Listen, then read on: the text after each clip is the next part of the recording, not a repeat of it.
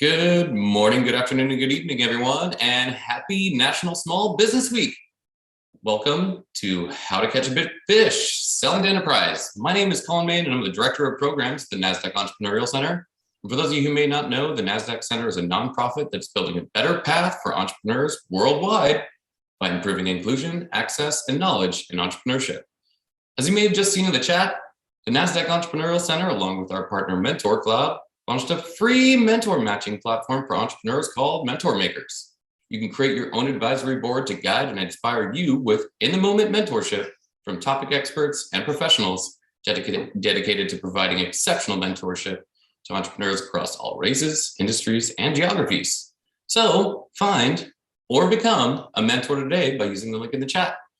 Mentorship matters to all entrepreneurs. Their success is dependent on it.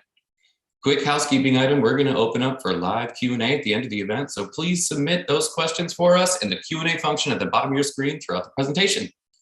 Now, none of what we do here at the center could be possible without all the amazing support from our sponsors, including Nasdaq, Lehigh University, Bank of the West, Airbnb, KPMG, Wilson Sonsini, Woodruff Sawyer, BPM, and HubSpot. We're humbled by their contributions. Now, during these still unique times, we're curious on how sentiment is among the entrepreneurs that we work with. So we're going to start by taking a couple polls to let us know how you're feeling about your business right now. The first one, how are you feeling about your business? Are you optimistic? Are you in survival mode? A little anxious? Let us know.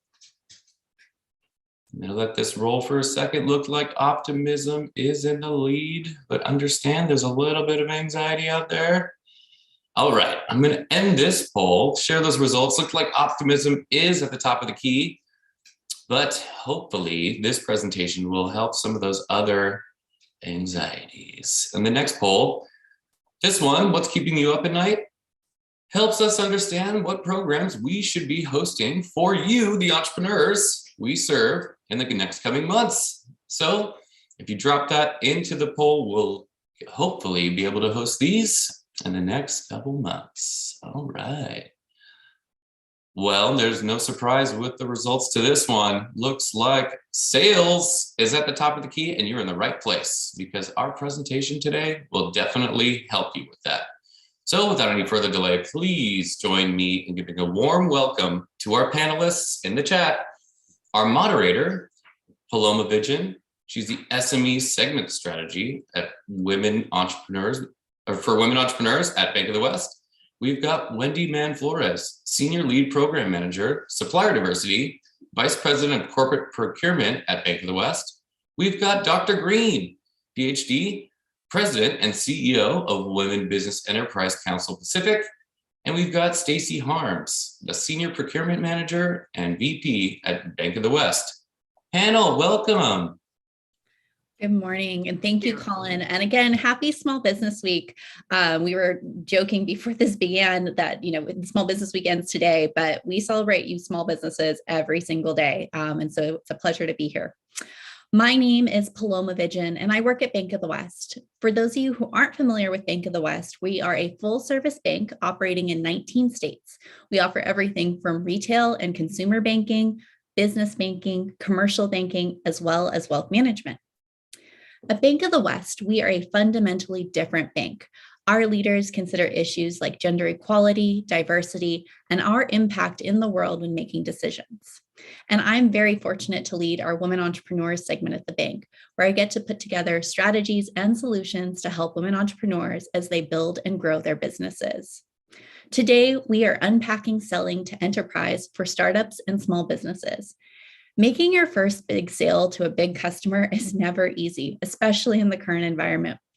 This panel will cover how to navigate these big deals and catch more big fish to grow your business and some other additional opportunities to leverage during that procurement process. But before I get started, I'd like to start by having our panel introduce themselves. Let's start with Dr. Green. Good morning, and thank you all for having me, inviting me to be part of this panel. I'm Dr. Green. I'm President and CEO of Women's Business Enterprise Council Pacific.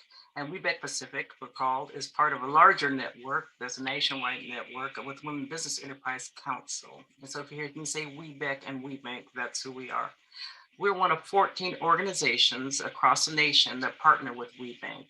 And we're a certification, we administer a certification on their behalf. And as regional partners, we are authorized to administrate both the WBEC certification and the WOSB federal certification for women in the nation, across the nation. But note that we're also standalone 501c3s. In between the 14 or 15 of us, we provide education, training, access, and I'll talk a little bit more about that later. But the thing I really love is doing this work and having impact with women businesses and other underserved communities. And it's like having the best of all worlds. You're doing this good work and getting paid for it and being able to see the results. Oh my God, I so agree with that comment. Thank you, Dr. Green. Stacy. Yes, good morning to everyone. So I have been in the procurement realm for over 20 some years, and I have been in banking, the financial industry, doing procurement for probably the last 17 years. I have been with Bank of the West for almost 4 years. Prior to that, I have led several of my own procurement organizations. I have developed third-party risk management organizations as well. Have helped launch a couple different DEI programs at 2 different organizations as well. So I've got some experience in all of that area, and happy to be here today to answer any questions you may have on how to get engaged. Great, thank you. And Wendy. Good morning, everyone. I'm thrilled to be here. I am the program lead at Bank of the West for Supplier Diversity. I have been in my role for about 8 months. I'm Chicago-based, and I came from a totally different industry. I came from the utility industry, which I was in supply chain for 13 years, about 5 of those in supplier diversity. And prior to that, I was in the transportation industry. And when I left that industry, I actually started my own small business, a small brokerage firm that my husband now is running for me. So I kind of understand what it's like to be a woman-owned small business as well, and some of the challenges you might face. And I really look forward to helping share some information that might be helpful to all of you with your businesses and giving you some great advice. Thank you so much, Wendy. So I hope you guys can see the breadth of the panel we have today, and I'm really excited. So as we go through the panel discussion, feel free to input additional questions and we will answer those at the end. So Stacy, let's start at the beginning of this whole kind of journey for a small business. What advice can you offer to a small business on starting and managing the bid process with a large corporation? Okay, of course. Thank you. So basically, based off my experience in today's world, I would say most organizations have a DEI program in place, along with several associated goals and intentions to continue to grow that program. With several diverse businesses. So in most cases, you should be able to go into, and I've done this through actually launching this program, is being able to go in and look at different financial industry, banks, large banks, and being able to go into their main web pages. And usually if you do a search, you'll be able to find where they make reference to their DEI programs. And so normally I tend to tell people to go ahead and do that. When you're doing that, you'll look at what their program is built out on. Obviously what type of certifications they're looking for. I think usually that's laid out, but most importantly, they're usually going to give you an avenue in which you can insert your information, what type of products and service you have, and try to get into either an email address or get a direct contact yourself. So I would say, on our webpage, we have Wendy's information out there so that you guys are able to reach out to her. Your information is not getting lost. And so then those individuals within the organization then help bring it in. We make sure that when Wendy came on board, she was introduced to the entire organization and all the different business units and the products and services that they support. So we roll that program out corporate wide, and then she's able to be the mediator between yourselves looking to get in and then getting you into the right individuals within the organization. So once you have the point of contact, I encourage you to speak to that individual on the services and how to get engaged. Many companies will also offer up opportunity. I just know this from the 2 programs I've launched, where we can assist you in getting registered if you're not already. So there's a lot, or at least provide you the information you need on how to go about doing that.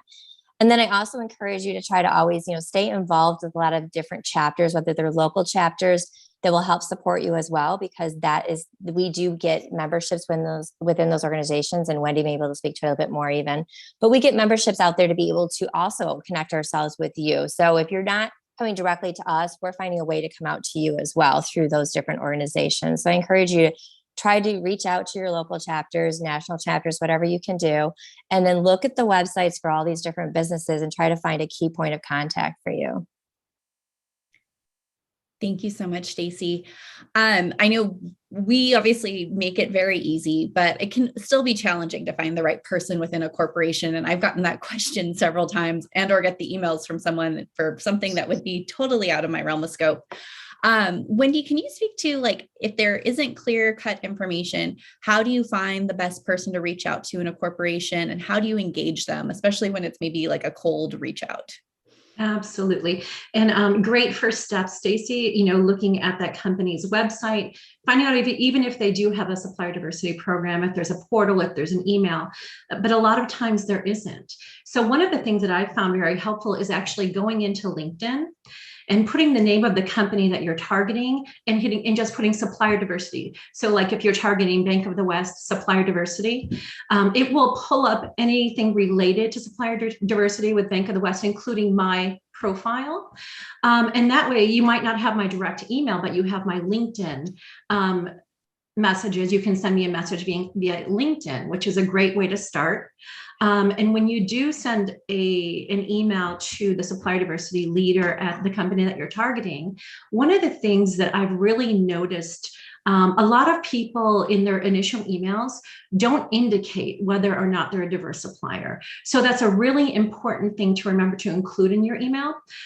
What your company does, if you're a diverse supplier, and what certification you hold and with whom. Those are really important key factors to keep in mind when you're writing that email to the person you're trying to connect with.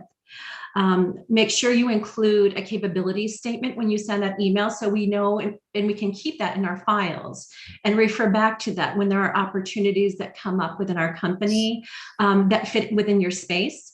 It's always good to have that capability statement at our fingertips. And also one more thing that a lot of people will send me an email, and if I don't answer within 24 hours, they'll send another one, and then every day. So be mindful of the cadence of how many times you're reaching out. I'm always excited to hear about and bring on new suppliers to our portal.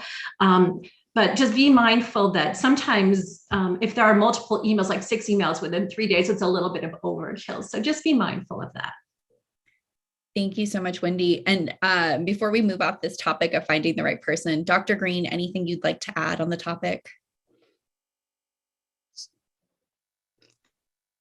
I believe that if you are part of the organizations like WBEC or NMSDC, that you have access to members like Wendy. We make sure that we connect you with those members. We do quite a bit of networking, give opportunities, and many of our corporate members will reach out and say they're looking for specific types of industry or some type of services or products. And if they do that and they send that to us, we go through our database and we provide them that information. So it's another way to get in touch with those large corporations. Thank you so much. Okay, so Wendy, you've made the right contact, and now you're going in either to do an initial pitch, or maybe you've done a pitch. What's the best way you can prepare to represent your company on that first meeting? I know that can really be a big challenge, especially from a small business who's maybe never been in front of a big company before. Absolutely. So the first thing that you should definitely do is do your research and do your homework. Know who your audience is, and understand the business model of the company you're trying to engage with. You want to make sure that the company is a good fit for what your product or service is. Are there any pain points that you might be able to help with? Are there geographical constraints? One of the areas in my previous role when I was in utilities, one of the spaces or categories that we always struggled with finding diverse suppliers in was line certified vegetation management companies.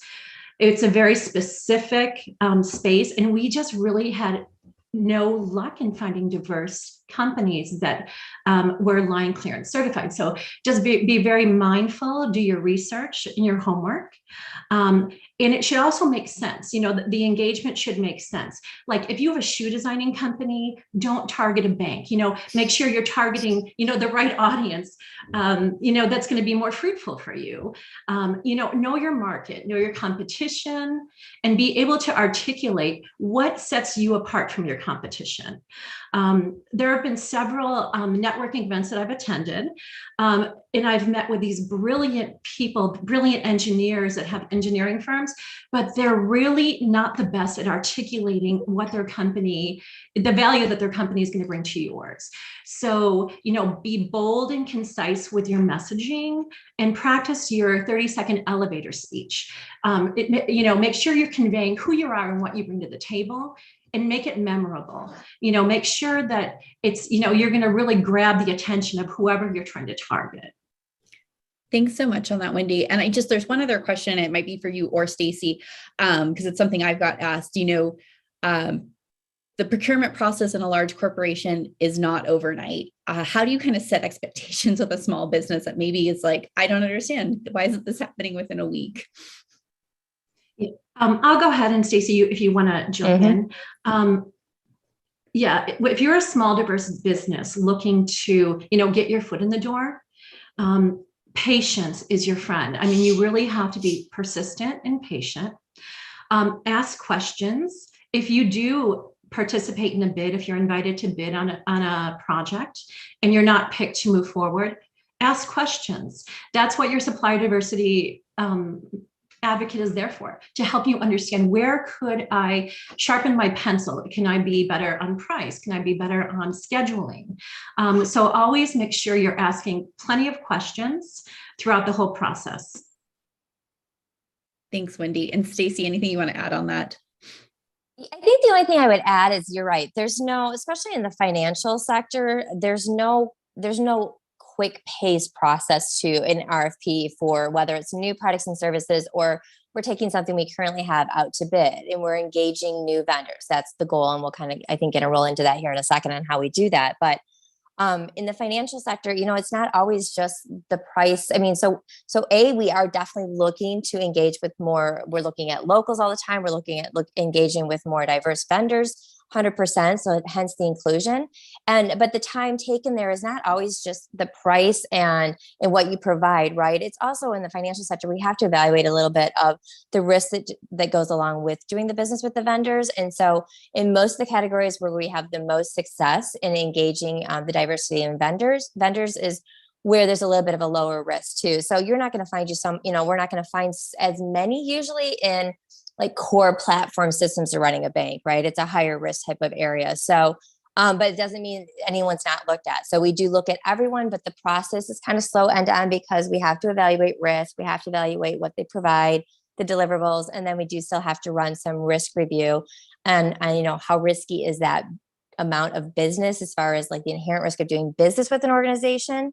Is client data going to get out? Is there any sensitive data type of information that's involved with that? And that's what we have to evaluate, is inherently what are we taking on a risk and how are we then mediating that? So, or mitigating it. So just a couple of the things on why the process is so long, but we keep everyone well informed in the process and why it takes the steps it takes. Thanks so much, Stacy. And I think I would just add from my experience, whether it be banking or healthcare, those industries that have a little bit more regulation involved in them, those should be those expectations. 100%. Yes. Yep. I've been in automotive before too, and you don't run into that many regulations. So it certainly applies here in banking and health and government. So Stacy, what are some ways the sourcing team ensures the inclusion of diverse suppliers in their RFP process? Sure, of course. So as I mentioned before, like for us, when we roll out a program at the organizations, the biggest opportunity for success is making sure that we roll it out to the entire organization. We need everyone to buy into the program, right? So then as the opportunities come up, they're happy to be engaged because kind of everyone owns that responsibility and that willingness to want to be able to engage in the diverse providers out there. So what happens, just say like at most organizations and our bank specific, we have requests to do any type of sourcing has to flow through procurement. At every organization, programs I've owned or others have rolled out, it flows through procurement. So We have daily meetings at this organization at Bank of the West where we're reviewing the sourcing needs. Anytime there is a need to go out for bid for something that's brand new product or service interest, or it's actually something we're already currently doing, Wendy's involved in those calls. I'm involved in those calls. Our team has been made aware as well. So when we have an RFP or an RFI, like a request for information or a request for proposal, so a competitive bid process come in, we do contact or connect ourselves with Wendy at this organization at Bank of the West. We'll connect with Wendy and be like, okay, here's the product and services we're taking out to bid. Can you please provide us a list of providers from your database? Because she's got a database of all the different vendors and what they provide. Can you provide them to us, and we will include them in our RFP bid process? So that is usually how we engage the providers into the initial bid process. Yeah, and I'll add, in case we don't have a certain supplier in my database internally, we have the ability to go into the WBEC or the Regional Minority Supplier Development Council databases, which we're corporate members of, and do a query and look for vendors that are in that space to help, build our pipeline for that RFP. Yep, good point. Thank you for adding that. Great, thank you. So shifting gears, let's talk about certification. I know we're going to talk about this in the realm of women-owned certified, but I think this is something that can apply whether you do the minority supplier diverse programs or veteran owned. So I think there's options here. But Dr. Green, let's talk about what are the advantages of becoming a certified woman-owned business? Yeah, and you're right. The certifications are pretty close to, the process is pretty close for all of the different certifications. So some of the benefits is the access that you get. So if you look at WBEC at the national level, there's over 350 corporations, agencies that are members, and in my organization, we're coming close to 50. So, and they're all different industries. So when you start looking at what we offer, we get targeted business opportunities. Like I said earlier, people come to us and ask us if we can find someone that fit their bill. And if we can't find it, we have our whole network. Like I said, we have 14 regional partner organizations, but within those regional partner organizations, there are about over 18,000 women business enterprises, and they range the gamut. They're from agriculture to machining, just across the board. So any industry you think of, you can find women businesses in those industries. There's a networking. The matchmaking that we do. So we do networking. In the networking and matchmaking, regardless, it's relationships. You're building those relationships over time. I heard Wendy talk about how it takes time to get into those organizations, but you get to be seen, you get to be known, you get to be able to share what it is that you do. The other thing that we do is we help you with the capability statements and with your 60-minute pitches and all of the things that have to do with business. We are there to support. We have education. WBEC has some wonderful education for women in marketing and finance and every aspect of the business. So at the WBEC level, there's businesses education, training, networking, and then each local RPO has something similar, maybe a little different depending on the area that you're in. But you will find that we work together closely. We say join forces and succeed together. We work together very closely. So if something's happening in Atlanta with the GWBC and you're WBEC certified, you're invited to attend that as well. So you can go to any one of our RPOs and participate in our events. I think the other thing that you were talking about is like you were talking about how do you get those RFPs. So we teach that too. We have a seminar coming up that's going to talk about that. How do you go through the RFP, all the stages? How do you negotiate? How you present yourself? So there's a lot to what we do when we start working with corporations. We work with the corporations closely. We work with the WBEs closely, and we provide them a lot of opportunity. And the one thing I want to go back to as well is we ask them, when you're talking about contacting the supplier diversity people, we give them process on that too, because like you said, the persistence, patience, and also how you word your emails and how you follow up. So there's quite a bit that we do that support and the value of certification. The other thing is just the recognition of the certification itself. It is the most respected certification in the nation. I'm not biased either, but it is people know that you are truly owned, operated, managed, and controlled by a woman-owned business.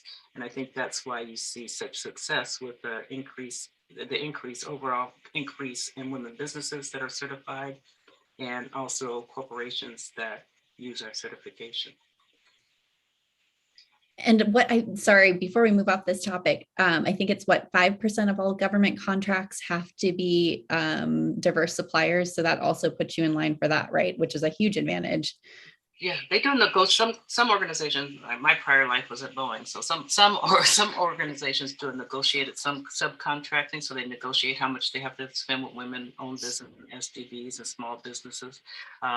That's one thing, but a lot of corporations have some really bodacious goals of what they're going to spend with women and minority businesses that aren't regulated. So it's across the board. Awesome. So this is one that I've had questions on before. Can you tell us about the requirements and the process of getting certified? I know it sometimes intimidates people when they hear and learn about it, but I think we'd love to hear more. Yeah, so I know I get that a lot too. It is kind of cumbersome, I have to admit, because we ask a lot. So we look at everything. That's why we're so credible. We look at all the paperwork that you have. We make sure that you're eligible for certification, and I'd say make sure that you're eligible for certification before you apply. So determine if you're eligible. We expect you to compile all your documentation, and when you say that, that's all of that documentation. We'll ask for your taxes, your owner eligibility, any financial structure, any formation documents, and you can find all of the detail on the web, but we're going to ask for that. And then you complete an online application, and that's the first step. And once you get all of your information in, then we will start the processing. There is a processing fee. It's non-refundable, and it ranges from $350 to $1,200, depending definitely on your size of your business. So there's a sliding scale for that. So I would say that, and after that you have a review, and we review it. We have a committee that reviews, and they say yay or nay. And we go after the site visit. So there's a site visit as well. So we always make sure that we are talking to the owners. It has to be 51% woman-owned, operated, and controlled. And your regional partner organization, whoever's in your region, will be the one that processes your paperwork. And once that's all done, you'll receive a letter from us, and you'll be certified, and you're part of the network. And I recommend that people attend the orientations to learn how to best leverage their network. There's so much there, I think, that that's a benefit. If you go in and you start attending the events, people get to know you. There's also the WBEC seal and the woman-owned logo. The woman-owned logo can go on your product. So if you have product and sometimes I do that, I just go into the grocery store and see if I can find the products that have the woman-owned logo. And then the woman-owned seal can go on all your marketing materials, and your business cards, anywhere you want to use it, but it does show that you're a certified woman-owned business. I love that. I have a question, Dr. Green. Uh-huh. So there is an organization called the $1 Billion Roundtable. Yes. That's for corporations that spend over $1 billion with diverse companies. And I believe that WBEC certification is the only certification accepted for women-owned businesses. Is that true? Yeah. So it's the gold standard of women business certification. Yeah, it is one of the five. So they have one, and WBEC is the only one that's accepted as a woman-owned business. Yeah. Awesome. So 2 follow-up questions I had. What's the typical timeline for this process? We have up to 90 days to process. Some of them process a lot quicker. They're very simple. One of the things that's different from us in the federal government certification is that we don't have a size limit, so we can be under $1 million, and then we have $1 billion women-owned businesses. So those that have a lot of like stock options or ownership or any of those type of things, they're going to take a little bit longer. But we should be able to complete that within the 90 days. Those that are real small and simple, we can turn those out relatively quickly. I think right now for my RPO, the average is somewhere around 35 days. Okay. And then besides being 51% woman owned, are there any other requirements that a business owner should be aware of? Yeah. You have to be totally woman owned, operated, and controlled, right? So when we say woman owned, operated, and controlled, the woman has to be able to make the decisions. She has to be able, without having someone else have to agree as well. So she needs to be able to acquire, buy, sell her business, buy equipment for her business. She needs to be able to make all those decisions. And it's one of the major reasons that I find that we have to deny is some of the paperwork says it has unanimous consent or unanimous, so that means everybody has to decide. That means the woman does not have control of the business. There's others involved. You have to be a US citizen. I already said majority, at least 51% ownership. You have to have demonstrated proof that the woman manages and controls the business. So it has to be demonstrated. All the legal documents and day-to-day, she has to be able to do all the operations. And if there's a certificate that's required, like in architecture, she has to hold that certificate. Someone else can't hold that certificate. And when it comes to the capital and contribution and industry expertise, that has to be documented evidence of that as well. And then you have to have status of US citizenship or a lawful permanent resident in order to, and those women have to constitute the majority of the ownership. Okay, thank you so much. So moving on, Stacy, what are some of those high impact categories that have many opportunities for diverse suppliers to compete in? Okay, yeah, I'll give you guys an idea of some of the ones that I've come across, and then Wendy might be able to even expand on it more. So quite often I have found a lot when you get into your facilities and your construction area. And obviously that's at every organization. We have a lot in our staff aug area. So just to kind of define what that is. So anytime we're looking for organizations that have specialties in areas where we could utilize bringing in resources to help us and aid, because we can't find, say, enough direct hires with those skill sets, or we're looking for someone to come in and help us in those areas, and we're trying to augment our staff. So like subcontracting out, then that's an area where we tend to find it as well. I would say marketing is another one that I can think of. In fact, I know we took our focus here at Bank of the West from some large retainers, like with one or two large firms who were helping us with like a lot of our coming up with like our creative as well as our mail drops, as well as kind of everything out. We've taken that, and even our video, our commercials, that kind of stuff. We've taken a lot of that from the big guys and have actually taken it and fielded it out to several smaller providers in that area. So there's definitely a lot of opportunity I've seen come across in those different products and services. I'm trying to think, Wendy, is there anything else you want to add to on that one? Yeah, IT is definitely a space where we see a lot of opportunity. Yep. Awesome. Thank you, Stacy. Mm-hmm. So Wendy, why is subcontracting with a prime supplier a good way to learn the culture of a company and build your reputation? Maybe actually you can start with what subcontracting with a prime supplier is. Sure. So subcontracting, or tier 2, is when a prime supplier that's not diverse, let's say like a Deloitte, a big firm that might be a prime supplier to a big corporation, when they subcontract with women-owned, diverse-owned businesses, that is called tier 2 subcontracting. That's what the whole concept behind that means. For smaller diverse suppliers, sometimes it's really hard to get your foot in the door of a larger corporation. And subcontracting, to me, is the best way to go about really getting your foot in the door, learning about the culture, proving yourself, working on some smaller projects as a subcontractor, and really growing with that prime contractor that's subcontracting with you. It's a wonderful way for, smaller and diverse suppliers to really get a flavor for what it's like to work for that company.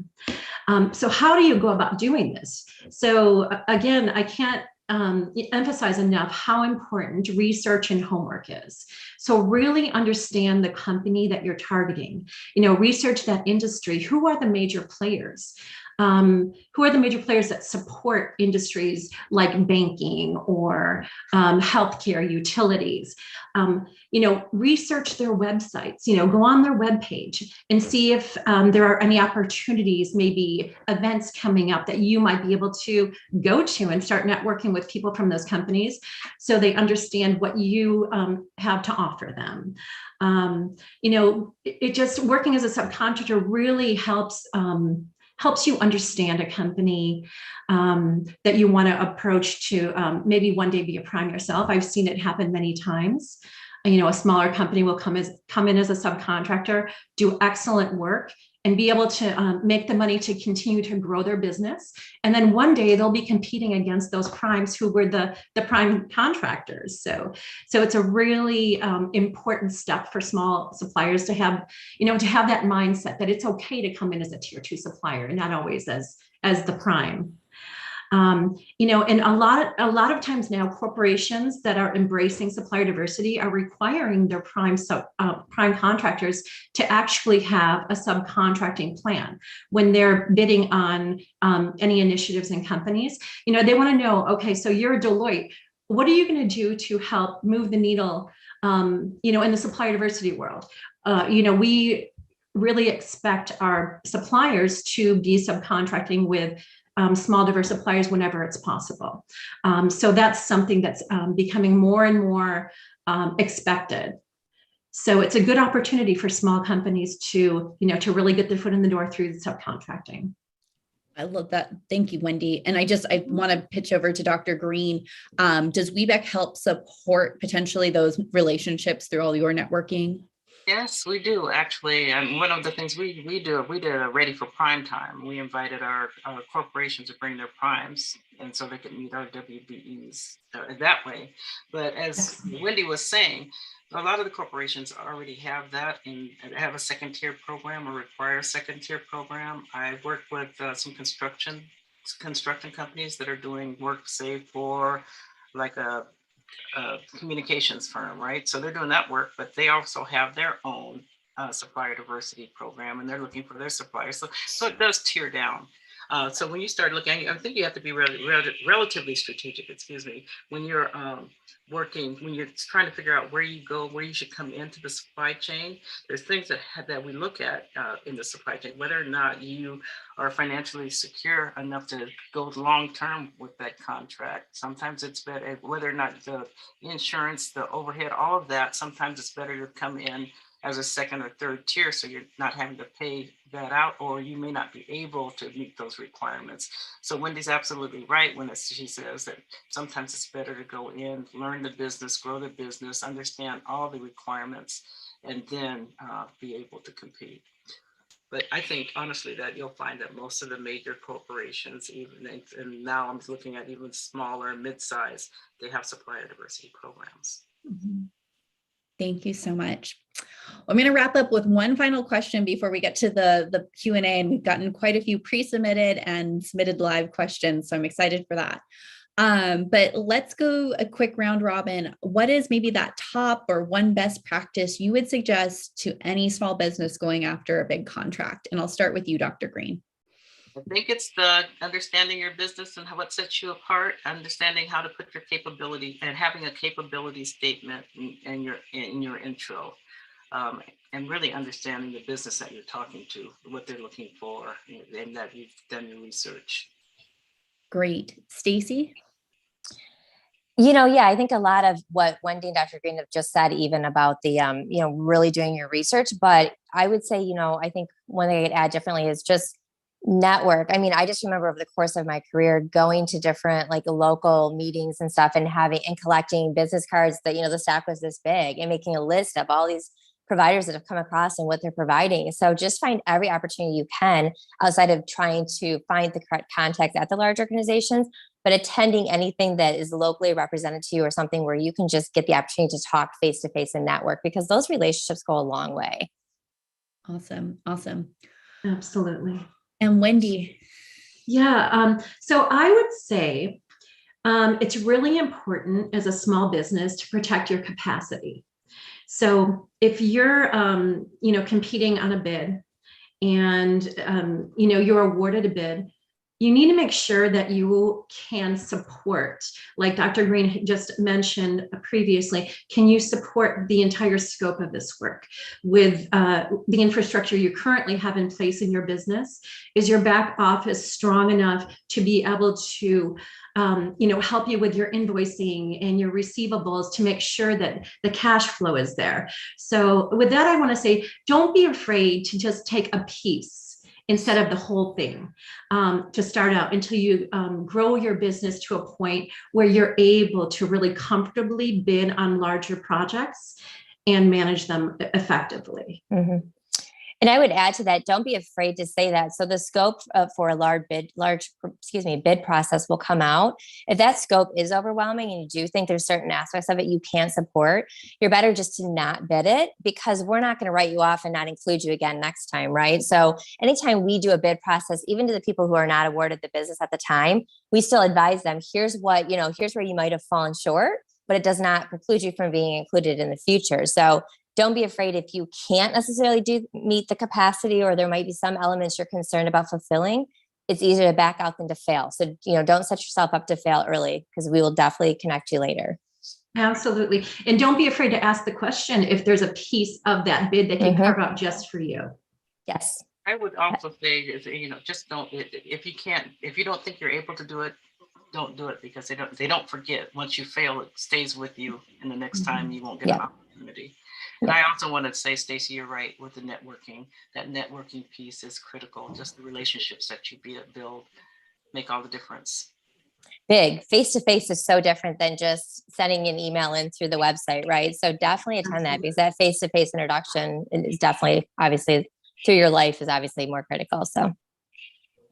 Well, thank you for all those great pieces of advice. So we've got quite a few questions. I'm going to start off. This one's for you, Dr. Green.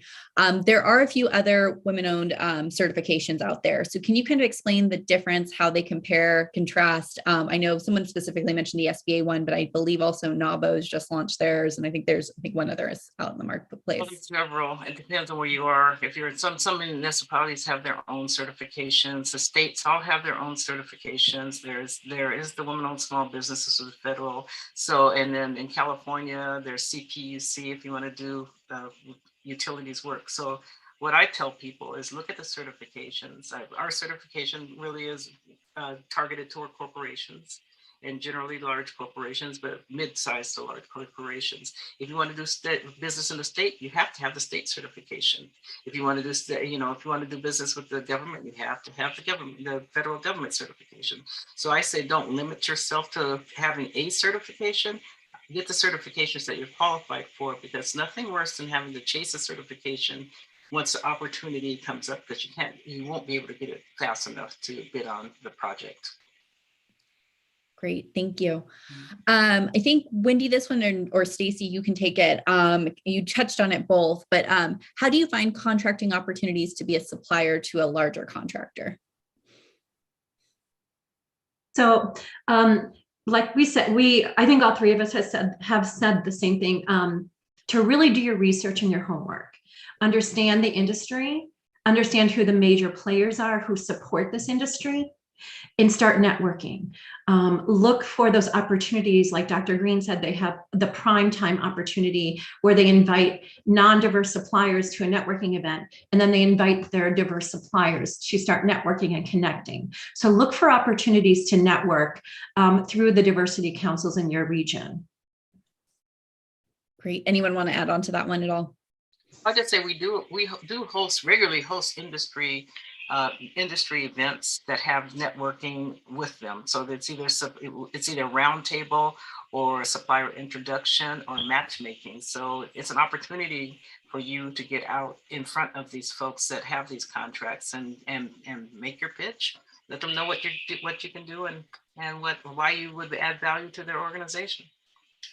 Great. I think this is a fantastic question we just got in. What is the sweet spot or ideal range for your business capacity to one single contract? Obviously 100% is probably a bad idea, but if you're signing up for a new contract, should it make up 20 to 30% of your revenue, 40 to 60%? Does anyone have an answer for that one?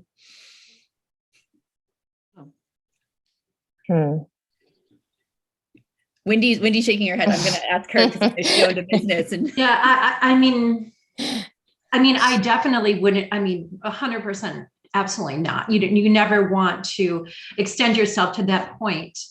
I don't know if there is a sweet spot. I think each situation is different.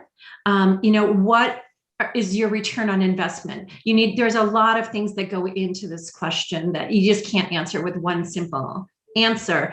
But definitely, whoever asked this question should definitely, have a conversation with either someone from the Diversity Council or maybe a supplier diversity professional, procurement professional, to help walk through all of the different aspects maybe of a project to see, where could that sweet spot be for you? Because you never want to put all your eggs in one basket. That could be, disastrous for your company. Mm-hmm. I would just add on from my previous role in wealth management, talking about succession planning. If you're thinking of selling your business, that is something anyone will look at. So one, making sure you have a diverse group of people that you work with is important. And also that those contracts are signed because if people think they're suddenly going to lose business, you become much less attractive as a company. Dr. Green, we've got several questions coming in around certification. I think one of the key ones that's coming back out is around what documents in general do you expect the provider to provide? And then also one which is much more specific on why is it necessary for 3 years of tax returns, especially for single member LLCs? I think it's just standardized that if you have 3 years of tax returns. So and I'm not the certification expert, but so here's what I think. You have to have 3 years. And if you've only been in business for a year, if you use your personal tax, it's a requirement that they have to look and see whether or not the person is actually the woman-owned business. That's just one of the requirements. And the other question you asked me? What other documents are required? I think you'd covered that a little bit in your conversation. So you need any of your formation documents. If you have articles of incorporation, bylaws, your bank signing card, there's a whole list of things. I think by the time if you have stock options, if you have trusts, anything that has to do with your business, we have to see that. Okay. I think I know the answer to this, but there was a good question. My wife and I own our company 50-50. Can we still get a certification at that stage? Not a WBEC certification. Okay. Okay, let's shift gears a little bit to some of the pre-submitted questions. And I thought this was an interesting one. How can freelancers, when there's maybe just a single person running a company, solopreneur, catch a big fish as well? And maybe Stacy and Wendy, you want to talk about that? Sure. So a freelancer, I would totally recommend that a freelancer, understand the industry they want to approach and find out who the major players are and start subcontracting. I think that is the best way for that freelancer to really get their arms around that culture of that business and, make a reputation for themselves by, doing great work and then hopefully growing their business. So then they're able to compete on a larger scale. Yeah, I'd say that's a really good answer. Subcontracting. Great. Dr. Green, back to you. Do you recommend that new business owners apply to become woman-owned certified, or is it better to wait until they're a little bit more established? Depends on the business. Some of the businesses, I think, the newer ones, I refer to the Women Business Development Centers to get some help with just the structure of their business and understanding their finances and all of that. But some of the businesses that have been coming in lately are new, but they're well situated and they've been doing fine. So it really depends on the business. And what I would recommend if you're interested in certification is calling someone like my certification manager, Casey, and she'll walk you through and see whether or not, and you can make a decision whether or not you would want to certify or not. Great. I want to go back to it because you touched on it, but it did come in as a question. I think Wendy and Stacy, you both did, but is it better to pitch all businesses for B2B partners or really focus on a few? Better to pitch all businesses? Go ahead. Go ahead, Wendy. Well, I was going to say, if you want to answer that, I can add on. I'm trying to understand the question. Sorry. I think they were saying, should they just go market to a very large majority in the segment they're trying to hit, or they maybe should have a little bit more of a targeted approach with the businesses they're approaching? I think probably more success on the targeted approach, especially depending on the industry, right? And I think the target approach is probably going to be a little more successful than spreading yourself too thin. I mean, I think it's going to vary for everybody. Again, it's kind of based off how you market yourself.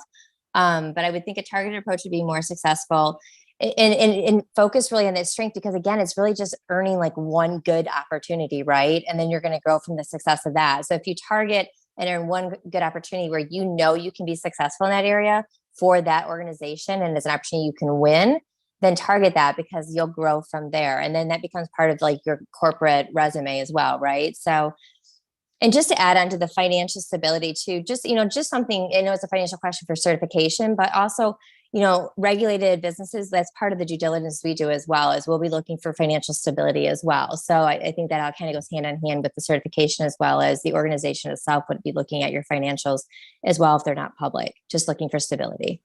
Yeah. Yeah. And if you go through the WBEC certification process, a corporation recognizes that as the gold standard for women-owned businesses. So they know that your company is solid. So it's a really good certification to have. And to go back to the question about targeting or, overall, I think it's really important to target specific businesses, because more and more corporations are focusing on doing business within their own footprint. They want to have an impact on their communities that they're serving. Mm-hmm. So if you're a company, let's say in New Jersey, and you're targeting a company in San Francisco, that's great, but more and more corporations are looking to do business within their own areas and their own communities. So it's really important to keep that in mind as well. Go back to it. It's really, really hard to research. Do the research that you need to do if you're just doing a blanket marketing. It just comes across as blanket marketing, and you can't have those more intimate conversations. Right. So intentionality is the key when you're, targeting who your customers are going to be. Great comment. Dr. Green, we got two questions around location. So one was specifically, and I'm guessing they're probably a service provider. What about businesses without a true physical location? Are they still eligible to apply for the WBEC certification? They are. Okay. They are, yeah. If you're remote, we have people that don't have offices, so you are eligible. Depending on the business, not if you have a construction business or anything. That would be a bit suspect, yeah. Another one, also kind of location. Well, does it have to be a U.S.-based company, or as long as it's owned by a U.S. citizen, will they be eligible to apply for the woman-owned certificate? I think they have to have a headquarters in the U.S. Okay. Great. I guess this is a good one for you, Wendy. How important is the certification to Bank of the West? And I think a lot of corporates, it might be just good to talk about, DE&I being incorporated into our governance. Yeah. So certification, any kind of diversity certification, is very important. A company will only be able to report or count spend from a diverse company if they are certified. And every company will lay out that structure, on their website. You can go to like Bank of the West website, you can see the certificates that we accept. But we will only count spend from certified companies. Certification opens so many doors for smaller companies. Not only are you now part of a huge nationwide database that supplier diversity professionals or procurement professionals can pull from, you're also, a lot of times with government contracts, certification is a requirement as well. So it will open many, many doors versus not being a certified diverse company. Great. Thank you so much, Wendy. And I think our last question that's come through, we have a business owner who's both WBE and SBA certified. What are your recommendations for finding a government contract that they can apply for? You want me to take that one? Go for it. Because if you're a woman-owned small business set up with the federal government, I would suggest that you also work with your PTAC, your Procurement Technical Assistance Centers, that they will walk you through the government contracting. I would also recommend that you take a look at what we're doing in WBEC across the board, across the network, because we also focus on government contracting.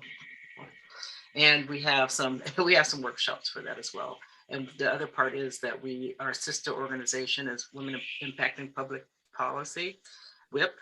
They are really good at making sure you are ready to bid on government contracts, and they also have access. So I would work with WIP as well. Great. Well, thank you all so much for the great questions and the great answers from our panel. Colin, I'd like to turn it back over to you, and thank you so much. Amazing. Paloma, Wendy, Dr. Green, and Stacy. That was an amazing overview.